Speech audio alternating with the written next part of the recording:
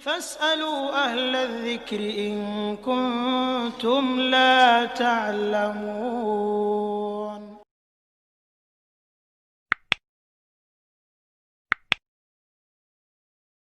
Ini disebut fitnah. Fitnah itu bisa bermakna kesesatan, bisa juga bermakna adanya pembunuhan, dan juga bisa bermakna ikhtilatul umur. Perkara-perkara yang kita bingung mana yang benar. Ini termasuk dalam syariat disebut fitnah. Adanya ikhtilatul umur. Banyak berita beredar sehingga kita bingung. Yang benar yang mana? Begitu pula perselisihan, peperangan antara sesama muslim. Ini disebut fitnah. Ini 3 makna fitnah yang mungkin kita saksikan di hari-hari ini. Adanya pembunuhan terhadap seorang muslim. Yang kedua adanya ikhtilatul umur. Berita-berita yang tidak jelas. Berita-berita yang tidak bisa kita pastikan mana yang benar. Yang ketiga adanya permusuhan antara sesama muslim. Pertikaian, perselisihan antara sesama muslim. Maka jemaah sekalian, di antara nasihat penting para ulama di masa-masa fitnah agar kita selamat adalah luzumu as-samti, banyak diam. Jangan banyak ngomong, jangan banyak bicara, jangan mengomentari fitnah tersebut. Kalau kita memberikan nasihat-nasihat secara umum, insya Allah tidak mengapa. Nasihat tentang bahayanya menghilangkan nyawa seorang muslim tanpa hak. Begitu pula nasihat orang yang mengakibatkan perbuatan itu. Di antaranya apa? Melawan penguasa. Ini dua-duanya harus kita nasihati. Menghilangkan nyawa seorang muslim tanpa hak adalah dosa besar. Ini bahaya besar jemaah sekalian. Allah Azza wa Jalla memberi peringatan keras. Wa may yaqtul mu'mina muta'ammidan fajaza'uhu jahannamu khalidan fiha wa ghadiballahu alaihi wa la'anah wa a'adda lahu 'adzaban 'azima. Barang siapa membunuh orang mukmin dengan sengaja, balasannya adalah neraka jahanam. Dia akan diazab dalam waktu yang sangat lama. Allah murka kepadanya dan Allah melaknatnya. Dan Allah siapkan untuknya azab yang besar. Ini tidak main-main jemaah sekalian. Nabi SAW mengatakan, La zawalu hadhihi dunya ahwanu ala Allah min qatli rajulin muslim. Musnahnya dunia ini lebih ringan di sisi Allah daripada menghilangkan nyawa seorang muslim. Satu nyawa kalau hilang, pertanggungjawabannya sangat berat sekali. Termasuk jemaah sekalian yang perlu diingatkan orang-orang yang juga terlibat mengakibatkan perbuatan itu.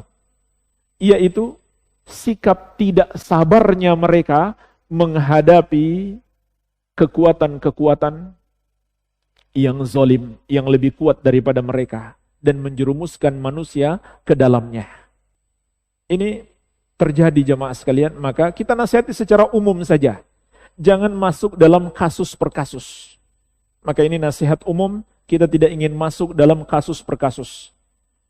Jangan kita berbicara, memberikan komentar-komentar terhadap kasus-kasus yang belum jelas. Ini bahaya besar. Di samping kita berpotensi terjerumus dalam kesalahan, karena masalahnya belum jelas. Dan juga kita melampaui kewenangan kita. Hal-hal seperti itu serahkan kepada ahlinya, serahkan kepada orang-orang yang berhak mengurusnya. Kalau setiap orang berbicara, maka akan terjadi provokasi-provokasi, keributan-keributan. Dan juga mungkin membahayakan diri kita. Maka di masa-masa fitnah, hendaklah kita banyak diam. Di antara nasihat Rasulullah SAW, sebuah hadis yang diriwayatkan Al-Bukhari dan Muslim dari sahabat yang mulia Abu Hurairah radhiyallahu anhu. Nabi SAW mengatakan, satakunu fitan akan terjadi berbagai macam fitnah.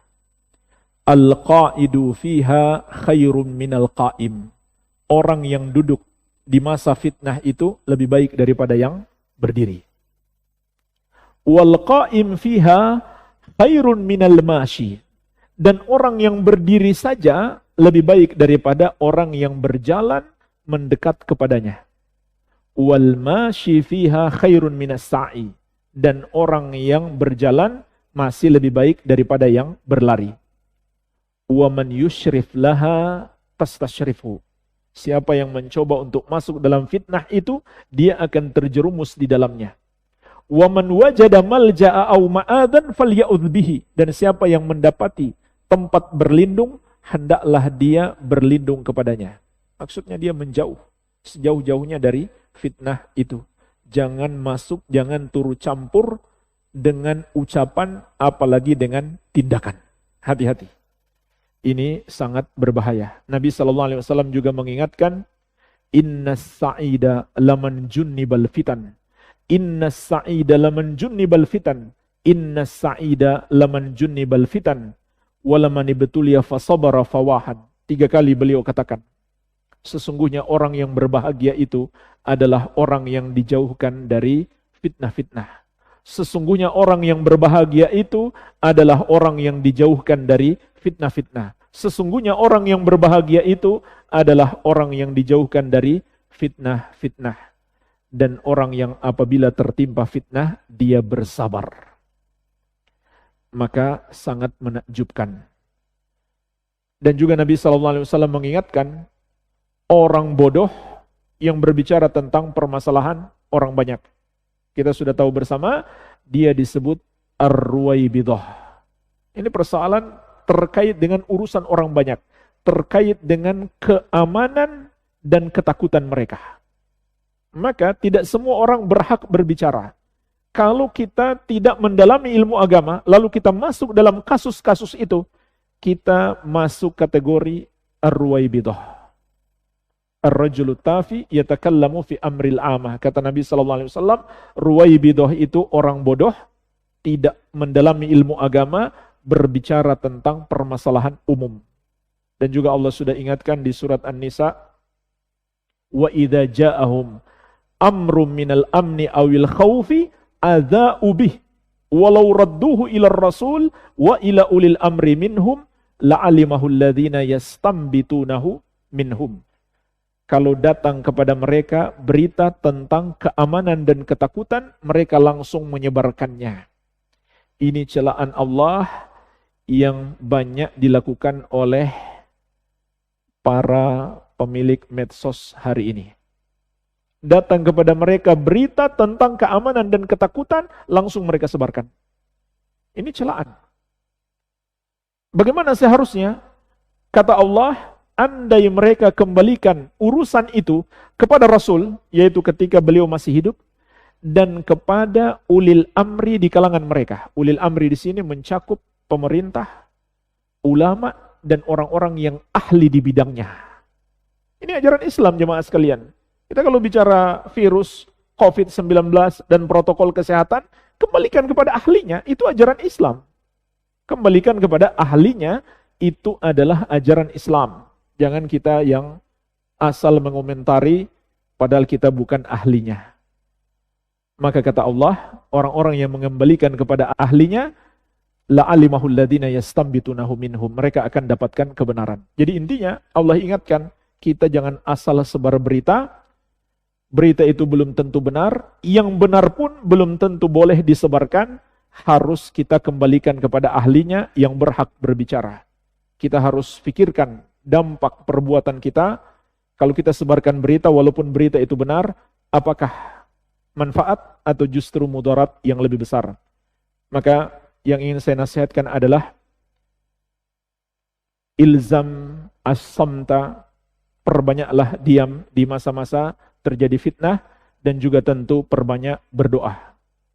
Kita berdoa kepada Allah, semoga Allah memberikan kebaikan untuk seluruh kaum muslimin, dan juga tidak lupa tentunya kita doakan saudara-saudara kita yang tertimpa musibah, agar Allah mengampuni dosa-dosa mereka dan memberikan rahmat kepada mereka.